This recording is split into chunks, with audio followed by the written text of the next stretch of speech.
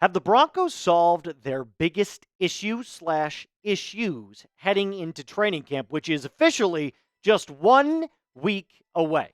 Well, on today's episode of the Broncos Breakdown by Chat Sports, I'm going to dive into 3 problem areas that the Broncos had struggled with either last year or in years past that I believe they have come completely turned around on and should be really, really good in 2025. That being the tight end room, the coaching nightmare before Sean Payton fixed the ship, and the Broncos run game. Now, before we start with all of these problem areas that the Broncos have seemingly fixed, some important stuff to know. Broncos training camp does start next week, a week from today, which means we'll be covering videos on every single day. So if you haven't already, subscribe. We're 25 subscribers away to 37,000. And hit that little bell icon so that you never miss a Broncos breakdown video. So the question of today's video is, have the Broncos solved their biggest problem? Or problems, if you want to look at it like that. In my opinion, the answer is yes on paper. Obviously, nothing has happened so far in terms of on-the-field production because there is no football. But the first problem that I want to tackle is the tight end room, because last year, it was bad. And I mean like really, really bad. Adam Trautman, Lucas Krull, and Nate Adkins as a kind of a trio just did not get the job done. These are some of the worst numbers in the entirety of the NFL. And I get it. We don't have to beat a dead horse. Broncos fans know this. That's why they had to go out and get a player like Evan Engram. And that's why, with the addition of Evan Engram, you were able to go out and draft a player like Caleb Lohner so that you could develop him into the next Jimmy Graham. Now, there is a statistic that I want to show you that kind of proves just how bad the Broncos tight end room was last season. Now, these are the combined targets between tight end 1 and tight end 2. So, the 2 top tight ends on each NFL team and their combined targets. As you can see, the Broncos ranked almost dead last in targets. 72 total between Adam Trautman and Lucas Krull, only losing out to Cole Kmet, who really didn't have a backup tight end. Gerald Everett was kind of like a hybrid receiver. And then the Giants couldn't do anything right.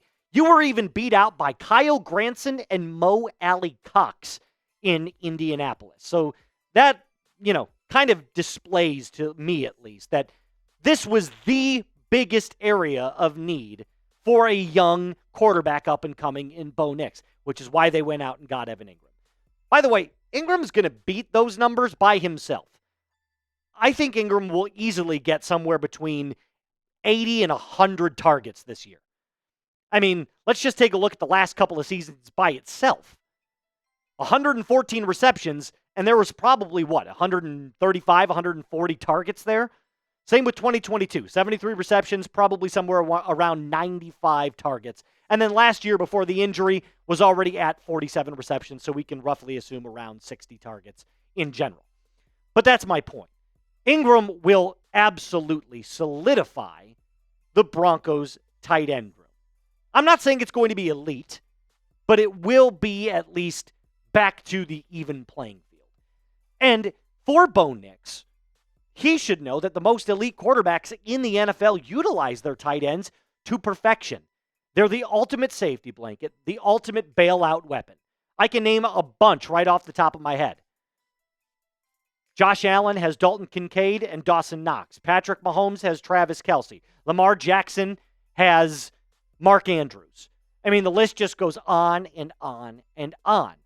So while I do think that it's going to be significantly better for Bo and this tight end room coming into 2025, I still wouldn't have them as elite. However, it will be a whole lot better than it was last year. So you can see significant strides heading into the 2025 season. So I'm going to ask you to rate your confidence in the Broncos tight end room for me. Scale it 1 to 10. I'm going to go back to 2024 to answer this one. I would have said in 2024 it was like a 2 or a 3. Now I would say it's more of like a 5 or a 6. I don't worry about it, but I'm also not ready, to see gargantuan strides in this tight end room outside of Evan Engram. I think it'll get better with the addition of tight end 1. All right, let's go on to problem number 2, which really isn't a problem anymore. It's actually kind of been solved, and which was the head coaching carousel being finally over in Denver. And Broncos fans, you know this too. Let's go back to the Super Bowl winning year where Gary Kubiak was the head coach. Since then, in 2016, you've had Vance Joseph, Vic Fangio, Nat Hackett, and now Sean Payton.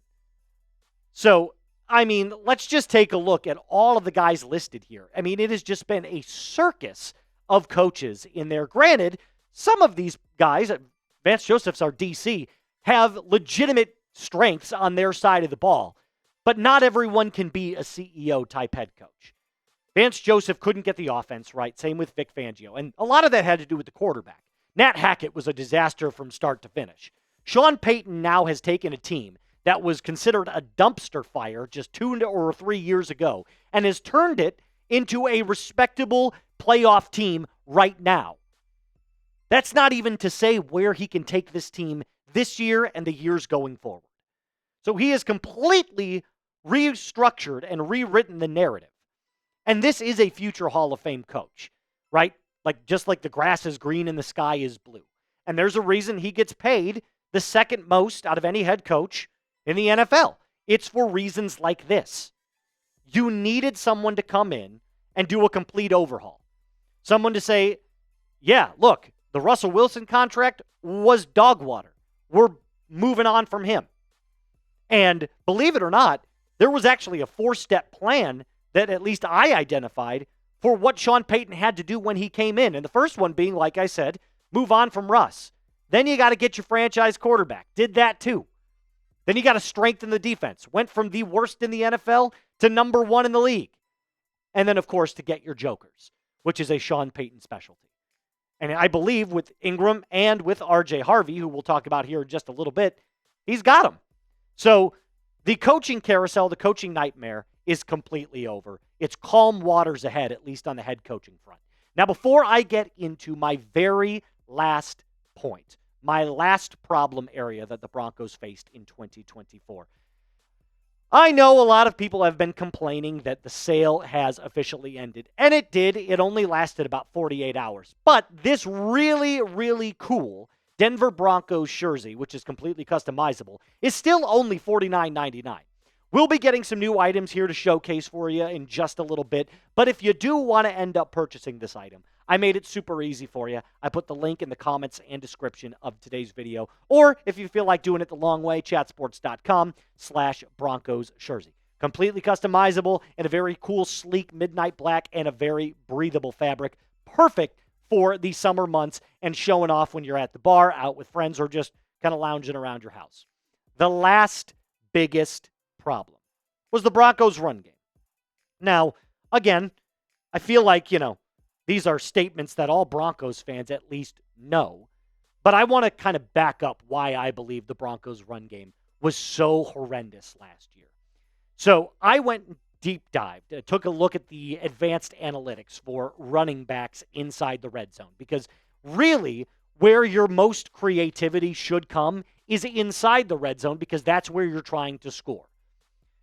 In between the 20s, you can play a very stereotypical ground and pound or, kind of boring offense. But once you get into the red zone, that's where you want your creative brilliance to shine. The percentage of rushes in the red zone. So this is how many times a single player was given the rock inside of the 20-yard line.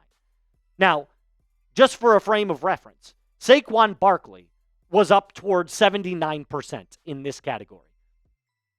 You notice something? Javonte Williams last year, who was your lead back, was only at 35.6%, which proves what? They didn't trust him with the ball in his hands inside the red zone. And the Broncos couldn't afford to run the ball when they were inside the 20, and defenses knew they had to pass.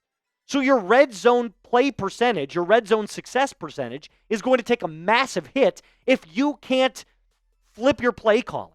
If you can't, hand the ball off to a lead back or, split them out 5 wide and then change the play at the line of scrimmage. If the defenses can predict that you're going to throw that football inside of the 20, it leads to red zone turnovers, and it leads to field goals instead of touchdowns. You see it happen all the time. The best teams in the NFL have the most creativity and have a nice balance between running the ball and passing the ball inside the 20-yard line.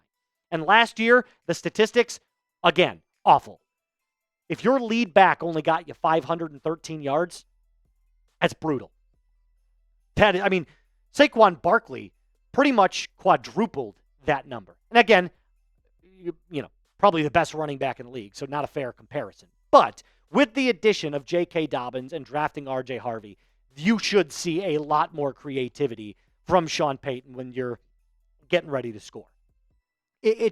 There's no way it can get worse, right? It's not possible. And for how poor the Broncos' run game was last year, I'm excited to see what two far more talented players can add to this team. I'm sure the possibilities for play calling are limitless, considering how much big play percentages these guys have.